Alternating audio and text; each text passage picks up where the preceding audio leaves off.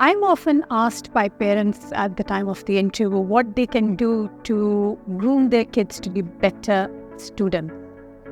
Now, parents are the primary caregiver, and whatever they do, their children are often noticing it, even when their parents feel that it's not happening. So, as the primary caregivers, it is a big responsibility of the parents to model what they want their child to learn. So if a parent is interested in gossiping, then that child is going to be a consummate gossiper. Again, in the same way, if the parent themselves is interested in learning and pursuing knowledge, the child will automatically pursue knowledge. And that builds up. If we want to give our kids educational support, then parents need to make time for it. They need to show that their child's education is important to them. They can't plan things regardless in the middle of the week and then tell their child, oh, koi baat nahi, don't do your homework today, it's okay. That's not the right message. If you want your child to take their education seriously, then you need to take your child's education seriously. Then another important aspect of giving that support is emotional support. Many days, child would come home and they would be upset about not having enough marks, or somebody else in the class has scored more. And these are things that the parent needs to handle very carefully. The emotional support that a parent gives in terms of education is extremely important. If the parent says, I only expect A grades or A stars from you, that's not giving the right message, because you're not telling them how you want them to get that grade.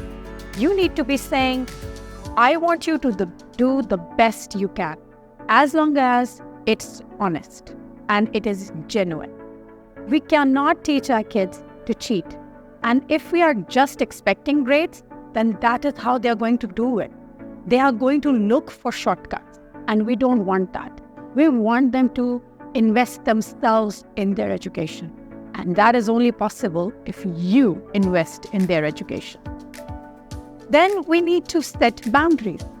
Parents are often in a very difficult position, because child will go up to one parent and ask for something, and if the parent says no, they'll go to the other one and see whoever gives them the permission.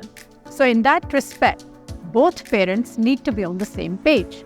So if mother says no, the dad has to say no as well, and vice versa. These boundary setting is extremely important to give your child the message that you, both parents and the school in a bigger context, are on the same page as far as the child's education is concerned. And this is what links up to the next point, which is collaborating with the teachers. Now, if the teacher sends a note or you are in communication with the school on a regular basis, automatically your child's education will become a more serious thing for your child. If the child thinks that they can get away with doing whatever in school because you won't find out about it, that should be proven wrong, because that is not on. Teachers, parents, and child are all part of one triangle. The triangle which ensures that your child does the best and achieves their goals, whether they are educational or future proud. Both ways, it needs to start building from day one. Then another aspect of grooming a child to be a better student is to teach them independence. Oftentimes, when the child is younger, parents, or specifically the mother, is sitting with the child and helping them with their homework, preparing for the test or for the exams. That fosters dependence. But we want your child to be independent, because quite frankly, unless they become independent learners, they are not going to achieve anything. And how long will you be able to teach? Quite frankly, not much. Once they hit O-levels and A-levels, very few parents are able to help their child. So it is a good idea to start encouraging independence in them. And how do you do that? You give them non-educational related chores. So give them a chore at home that they have to do every single day. It could be as simple as picking up the dishes after dinner, or washing up, or cleaning up, tidying up, anything. As long as it is something that they have to do on a daily basis and it is their responsibility. So you are teaching them responsibility, which leads to independence. And that will slowly build up to being independent learners, because then you can start saying, you need to work on your homework because it's your responsibility. You need to study for your test because it's your responsibility. Once you start giving those cues to your child, automatically they will start taking it seriously, and that will build on to all the points that have gone before. And then communication, the last and the most important thing that parents need to do with their child is to communicate.